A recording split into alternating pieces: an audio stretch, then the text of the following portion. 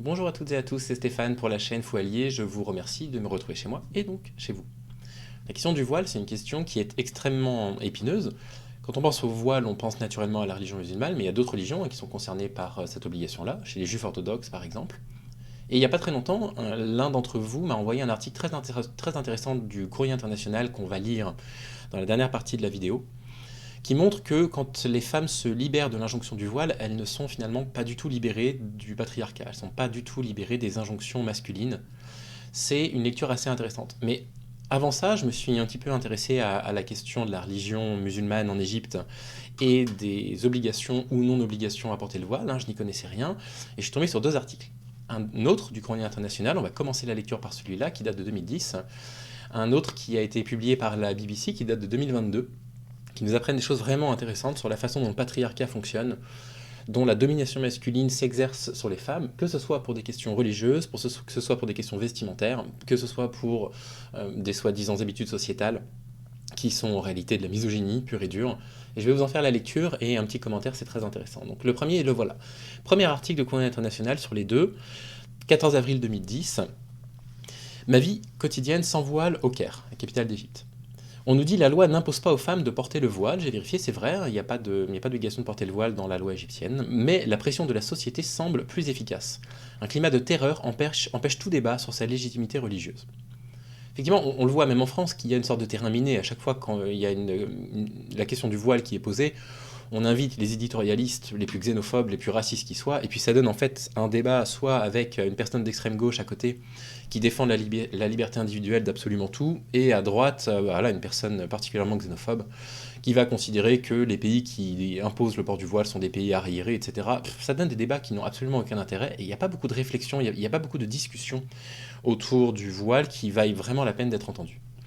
On nous dit: je me promène dans le souk d'Azbakia, entre les étals de livres. Je ne cherche pas un ouvrage en particulier, mais je me mets à imaginer ce marché et ses environs il y a un siècle. L'ancien opéra, l'hôtel Al-Sharq et la rue Adli. Comme je poursuis ma balade, un jeune en tenue islamique s'approche de moi, venu d'un autre temps, tranquille et léger. Il me tend un petit livre comme il me lancerait une fleur. Le titre de l'ouvrage est Le voile de la femme musulmane. Cette invitation à porter le voile est la plus délicate qui puisse m'être faite dans les rues du Caire. Tandis que Soumaïa me raconte tous les jours ses mésaventures avec les porteuses de niqab, donc le voile intégral, qui ne se laisse pas dissuader par le fait qu'elle soit chrétienne puisque sa religion est considérée comme une déviation, dans mon cas, l'injonction de porter le voile dans les lieux publics m'est souvent faite par des hommes. Et là on voit la pression patriarcale, c'est fait par des hommes, c'est bien ce qu'on nous décrit.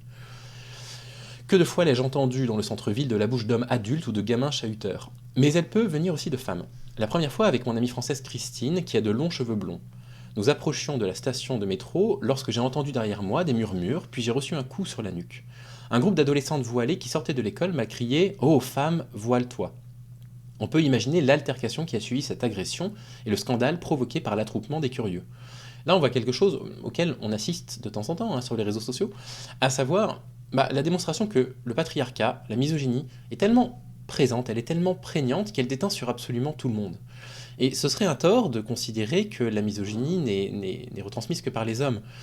La grande différence, c'est que les femmes, elles sont victimes de la misogynie, elles sont victimes du patriarcat, elles n'ont pas d'intérêt à le reproduire, elles n'ont pas d'intérêt si ce n'est, finalement, accepter la règle des hommes et assurer leur place dans la société.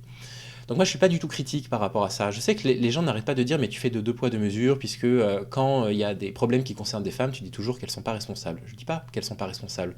Je dis simplement quand on est une femme, il y a un intérêt à suivre des codes patriarcaux pour pouvoir avoir une place dans la société. Et quand on est un homme, suivre les règles patriarcaux, ça sert qu'à une seule chose, c'est asseoir sa domination. C'est très différent. Dans un des cas, il y a un processus de survie et puis dans l'autre cas, il y a simplement la perpétuation de la domination masculine. Christine est restée imperturbable. Elle n'était pas visée par les insultes et n'a pas reçu de coups sur la tête. C'est peut-être parce que je ne me sens pas concernée par ce qui arrive à cette société, sans doute parce que je suis une étrangère, parce que ma joie de vivre au Caire atténue les problèmes, m'a-t-elle dit. Bizarrement, personne ne s'est approché d'elle pour la questionner sur le voile ni pour la bousculer. Même pas une petite tape. Pourquoi moi alors? Sans doute parce que l'apparence de Christine l'arrange parmi les étrangères. Les vrais Kawagat, pardon pour l'accent européen, et donc parmi les personnes protégées. Un autre jour, sur le quai du métro, des adolescents, des garçons cette fois, m'ont crié Peruka, Peruka. Tous les passagers se sont joints aux jeunes pour un véritable festival de sermons. Des dizaines de regards étaient braqués sur moi avec cheveux découverts comme si j'étais nu, avec mes cheveux découverts comme si j'étais nu. Au cours d'anglais, les élèves sont des femmes venant du monde entier, japonaises, espagnoles, françaises. Outre moi-même, il n'y avait qu'une autre égyptienne prénommée Amal qui portait le voile. À la fin de la formation, notre enseignante nous a invités à fêter notre réussite chez elle. Amal m'a demandé agressivement si j'étais musulmane. Je lui ai répondu par l'affirmative, ce qui l'a énervé davantage. Alors pourquoi ne portes-tu pas le voile? Pourquoi? Les autres femmes se sont tournées vers nous pour comprendre ce qui se passait. Pendant qu'Amal poursuivait ses invectives, je le leur ai expliqué, tout en tâchant de garder mon calme. En quoi cela la regarde-t-elle? Qui est-elle pour te l'ordonner? Demandaient les autres. Cela n'a pas empêché Amal de poursuivre son délire sur le voile, le jugement dernier, la religion, jusqu'à gâcher la fête. Le voile n'est pas encore imposé par la loi, mais c'est pire. Il s'agit d'une volonté collective, librement consentie, entre guillemets, librement. Un climat de terreur. Et c'est ça qui est très malin dans la domination masculine. Et j'en parle assez régulièrement, en fait. La misogynie, c'est un truc qui est institutionnel. C'est un truc qui est généralisé. Il n'y a pas 2 ou 3 personnes qui vont volontairement voter des lois misogynes. C'est un truc, en fait, qui a complètement infusé dans notre esprit, qu'on reproduit comme si c'était la norme. Et étant donné que certaines personnes ne veulent pas, en fait, qu'on aille à l'encontre de la norme, parce que ça pourrait aller vers une société qu'ils ne connaissent pas encore et ça les inquiète, en fait, on crée des réactions de défense très fortes, en particulier chez les hommes, qui vont nous dire oui, mais ça a toujours été comme ça, ou alors oui, mais c'est culturel. Mais en réalité, la misogynie, elle est structurelle. La misogynie, elle est tellement autour de nous qu'on n'arrive même plus à voir à quel endroit elle se trouve. C'est pas des hommes misogynes qui provoquent la misogynie, c'est la domination masculine, ce sont les hommes. Qu'est-ce qu'elle nous dit ensuite? Les organisations égyptiennes de défense des droits de l'homme ont beau répéter que le voile doit être un choix personnel, l'emprise des religieux a réussi à clore le débat. Quand on demande publiquement à une femme voilée pourquoi elle porte le voile, elle répond parce que Dieu l'a voulu ainsi, ou parce que ma religion m'ordonne de le faire. Mais en privé, dans une conversation entre 2 femmes, les réponses sont aussi diverses que les personnes. Oda porte le voile pour des raisons non religieuses, car elle ne considère pas que les versets du Coran l'imposent comme un devoir, mais pour une question d'identité. Alors pourquoi le porte-t-elle? Parce qu'elle estime qu'elle se trouve dans une confrontation culturelle avec l'Occident. Quant à Rania, elle a commencé à porter le voile quand elle vivait en Arabie Saoudite. Là-bas, porter le voile est naturel, explique-t-elle. Il ne faut pas se distinguer des autres. Nouran, qui milite dans une association, porte le voile parce qu'elle sent que les gens ne l'écouteraient pas si elle n'était pas voilée. Dina, elle, s'est voilée pour trouver un mari. Toutes mes amies étaient voilées, sauf moi, raconte-t-elle, sans doute parce que ma famille est libérale. Un jour, je me suis aperçue qu'elles s'étaient toutes mariées, j'ai donc décidé de me voiler pour trouver un mari. Kautar est une militante de l'islam politique qui s'oppose aux États-Unis et à Israël. Mounira s'est réveillée un beau matin et a pris la décision de porter le voile. Quant à Loubna, une ancienne gauchiste, elle le porte en attendant que la tempête islamiste passe. Très intéressant cet article, qui nous montre qu'effectivement, il semble extrêmement difficile dans une société qui a, on va dire, pour habitude, sociétale ou religieuse, peu importe, le port du voile, c'est très difficile pour une femme de porter le voile. Ça, c'était en 2010. Mais il se trouve, et c'est ça qui est très intéressant, qu'entre 2010 et aujourd'hui, il s'est passé quelque chose d'intéressant en Égypte, c'est qu'il y a eu un mouvement de libération autour du voile très important qui fait qu'aujourd'hui, porter le voile n'est plus la norme en Égypte. Et qu'est-ce que nous dit l'article de la BBC en 2022? Discrimination liée au voile islamique en Égypte, des femmes qui portent le hijab sont victimes de préjugés. Ce qui signifie qu'en fait, quand les femmes portaient le voile, ne portaient pas le voile, pardon, elles étaient victimes de préjugés, à une période où les femmes portaient le voile, et quand des femmes portent le voile à une période où les femmes n'en portent plus, elles sont également victimes de préjugés. Vous voyez bien qu'ici, il n'est pas question de parler du voile comme étant un simple vêtement. Il n'est pas question de parler du voile d'un point de vue religieux. Il est question de parler du voile d'un point de vue du patriarcat, de la domination masculine. La domination masculine, elle va s'appliquer quoi qu'il arrive. Si vous portez le voile à une période où les gens n'en portent pas, la domination masculine, le patriarcat va s'exercer sur vous. Et si vous ne le portez pas à une période où le voile est la norme, vous allez être victime également du patriarcat et de la domination masculine. Le problème, quelque part, il n'est même pas religieux. Le problème, c'est la domination masculine, c'est le patriarcat qui, de toute façon, va créer de la discrimination sur les femmes, quelles que soient les raisons, voile ou pas voile. Et voilà ce que dit l'article. Les femmes qui portent le hijab sont discriminées par les entreprises en Égypte, a révélé une enquête de la BBC arabe. Les preuves semblent violer la constitution égyptienne qui interdit la discrimination fondée sur la religion, le sexe, la race ou la classe sociale. Depuis 2015, certaines femmes égyptiennes portant le hijab se sont tournées vers les réseaux sociaux pour se plaindre de tels traitements. Maya Romar, une chercheuse de 25 ans du Caire, dit avoir rencontré des problèmes répétés pour se rendre dans certains restaurants haut de gamme. Vous voulez sentir que vous pouvez être vous-même lorsque vous entrez dans une salle et que personne ne vous force à faire quelque chose. On ne vous fait sentir que vous êtes la cause d'un problème pour la salle ou vos amis.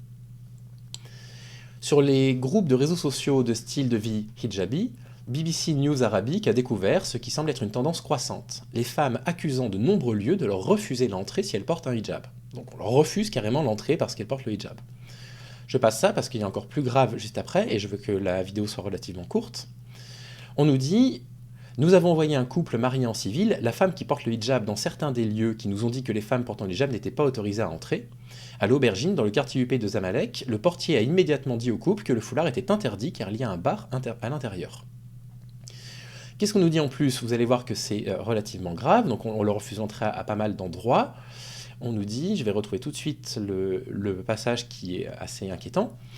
La BBC News Arabique a également recueilli des preuves suggérant que les femmes qui portent le hijab étaient empêchées d'acheter des appartements de vacances par un grand promoteur, La Vista.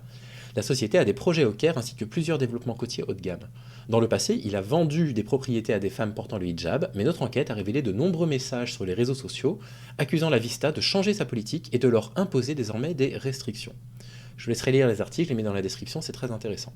On va arriver à l'article le plus intéressant des trois, un deuxième article du Courrier international que je vais vous lire dans un instant. Et ça résume un petit peu ce que je vous disais. C'est pas une question religieuse, c'est une question de patriarcat. Vous portez le voile, vous subissez le patriarcat. Vous le portez pas, vous subissez le patriarcat. Je pense que c'est très intéressant parfois de recentrer la question autour de ça, de recentrer la question strictement autour de la domination masculine et d'essayer, non pas d'éviter les sujets épineux, c'est pas que je veuille pas parler de ce truc-là. Moi je suis opposé à que ce soit dans les trois, alors je connais très mal les religions polythéistes, mais dans les religions monothéistes que je connais quand même relativement bien, il y a dans les trois religions, que ce soit la religion musulmane, la religion juive ou la religion catholique, des règles qui s'imposent aux femmes alors qu'elles ne s'imposent pas aux hommes. C'est du patriarcat. Et ça, moi, j'y suis de toute façon fermement opposé. Mais quelque part, le problème, il est au-delà de la religion. Le problème, c'est que la domination masculine, elle va s'exercer sur les femmes et les hommes trouveront toujours une raison pour exercer leur domination, qu'il s'agisse d'une raison religieuse ou non. Cet article du Courrier international, le voici. Le titre, libéré du voile, mais pas des dictates. Les Égyptiennes se sont débarrassées du voile, c'est ce qu'on a vu ici, mais la société leur impose toujours de se conformer à des critères de beauté stéréotypés, ce qui perpétue les inégalités femmes-hommes. Donc, d'un journaliste qui s'appelle El Manassa, Le Caire, ou d'un quartier peut-être, je ne sais pas. Manar Azem se souvient encore de la demande de sa mère de lisser ses cheveux. Puisque tu as enlevé ton voile, il faut que tu sois belle maintenant. Ayant cessé de porter le voile il y a 13 ans, Manar Azem fait partie de ces femmes égyptiennes qui découvrent la persistance de l'emprise sur les femmes, qui doivent non seulement lutter contre les accusations de trahir les valeurs de la société et de la religion, mais doivent aussi résister aux pressions des normes, stéréotypes et jugements de valeur. Je prie de m'excuser, je coupe tout de suite la sonnerie de mon téléphone, j'aurais dû le faire au début de la vidéo. Chaque jour, sa mère l'assaillait de ses suggestions, tantôt une teinture de mèche, tantôt une coupe, selon la dernière mode. Elle pensait que j'avais enlevé le voile pour être plus jolie, alors que je l'ai fait pour être plus à l'aise avec moi-même. C'est la même raison qui a poussé Yasmine Adel, écrivaine, à ne plus porter le voile depuis quelques mois. Mais au lieu de pouvoir jouir de sa liberté nouvellement acquise, la trentenaire a été confrontée à un nouveau défi, celui de résister aux pressions concernant ses vêtements et sa coiffure. Son entourage s'est cru appelé à étendre son emprise sur son corps et sur ses vêtements.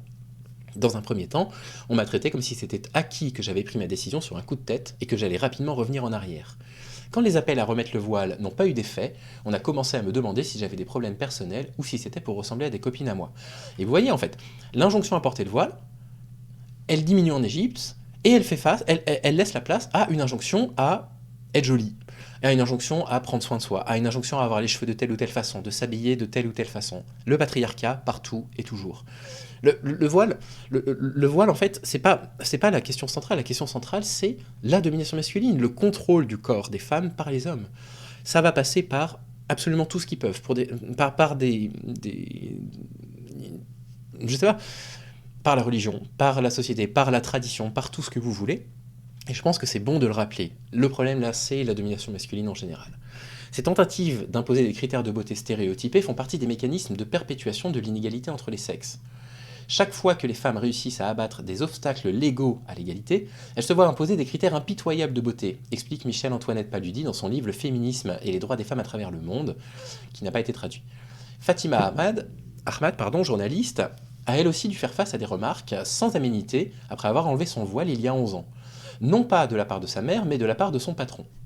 Dans les bureaux du journal où je travaillais, ils avaient arrêté la climatisation pour faire des économies d'électricité. Quand je me suis plainte à mon supérieur, il m'a dit que si j'avais trop chaud, c'est parce que j'étais trop couverte, se rappelle-t-elle. Et ce, alors même qu'elle ne portait déjà plus le voile. Mais cette réponse reflète justement le stéréotype selon lequel une femme non voilée devrait être légèrement vêtue, laissant nues des parties du corps. Donc vous voyez, voilà, il n'y a pas d'alternative. Vous cachez tout, ou alors vous devez vous conformer aux stéréotypes sexistes de la beauté. Fatima a également eu l'impression que tout le monde se croyait autorisé à disposer de son physique. Tous les coiffeurs qu'elle fréquentait insistaient par exemple pour la prendre en photo à des fins publicitaires. Après une fête de mariage, elle a eu une discussion tendue avec une des organisatrices qui avait diffusé sa photo sur Facebook sans demander son autorisation. En toute réponse à ses protestations, celle-ci lui a rétorqué « Où est le problème puisque de toute façon tu n'es pas voilée ?» Donc vous voyez, voilà, c'est-à-dire qu'en fait, on a le même problème en France. Le corps des femmes en Égypte, s'il n'est pas voilé, appartient à l'espace public. Et l'espace public, en fait, en dispose à son bon vouloir en reniant complètement l'individualité de la personne, en reniant son consentement. Souhaïla Sami a eu des expériences semblables. Trentenaire, ingénieure, elle a abandonné le voile il y a une dizaine d'années, mais avait continué par ailleurs de s'habiller comme avant. Je me rappelle qu'on me disait « Comment ça, tu enlèves le voile, mais tu gardes les mêmes vêtements couvrants et pudiques ?» Ça les dépassait que je veuille simplement que mon apparence physique corresponde à mon état intérieur. Pour eux, c'était des balivernes philosophiques sans importance. Les dictates normatifs sur l'apparence physique ont également pesé sur Hind Abdallah, elle aussi écrivaine, qui a mené une longue bataille avant de se réconcilier avec son corps grâce à un traitement psychologique et à la lecture. Comme pour Mana Hazem, tout a commencé par un détail relatif à ses cheveux. Après un premier crime, celui d'avoir enlevé mon voile, j'en ai commis un deuxième en coupant mes cheveux qui étaient très longs. C'était une entorse à la norme de beauté des longs cheveux. Le patriarcat partout. Bref, je vous mettrai ça en description, pas besoin de le lire jusqu'au bout, les derniers paragraphes, vous avez compris. Voilà ce que je vais vous dire. Voilà comment j'aimerais aussi que la question du corps des femmes soit parfois abordée. Que ce soit pas simplement abordé par des hémoristes sur les plateaux télé qui font étal de leur xénophobie latente, de leur racisme permanent. Je pense qu'on peut le dire également. Ils ont en fait une certitude que la culture européenne est la culture qui est la culture prédominante, qu'en France, les femmes sont parfaitement libres de tout. Ils renient la totalité des injonctions qui pèsent sur les femmes, les causes des inégalités en France. Ils ne reconnaissent même pas les inégalités entre les femmes et les hommes. Ils vont jusqu'à contester les chiffres des inégalités salariales. C'est le truc qu'on entend le plus souvent là en ce moment. Et moi, ça m'épuise. Ça m'épuise vraiment d'entendre que le débat ne soit jamais levé, qu'il n'y ait jamais de réflexion, en fait, qui aille au-dessus simplement de la critique systématique de la même religion, parce que c'est toujours les musulmans qui en prennent plein la tronche dans ce pays, et qu'en fait, on ne repose pas la question des termes plus simples. Qu'est-ce que c'est la domination masculine? Comment les hommes pensent qu'ils ont l'autorisation de décider de la façon dont les femmes sont censées s'habiller, voile, pas voile, la longueur des cheveux, la féminité ou quoi que ce soit. Et j'aimerais que le débat soit maintenant prononcé en ces termes-là. Voilà ce que j'ai voulu vous dire. Je pensais que ça durerait 10 minutes, ça en a duré 18. Je suis désolé, j'arrive décidément pas à faire court. N'hésitez pas à me donner vos avis dans les commentaires. Évidemment, je garderai aucun propos raciste ou xénophobe, c'est l'évidence même. En attendant, je vous souhaite de prendre soin de vous et je vous dis à très vite. À bientôt.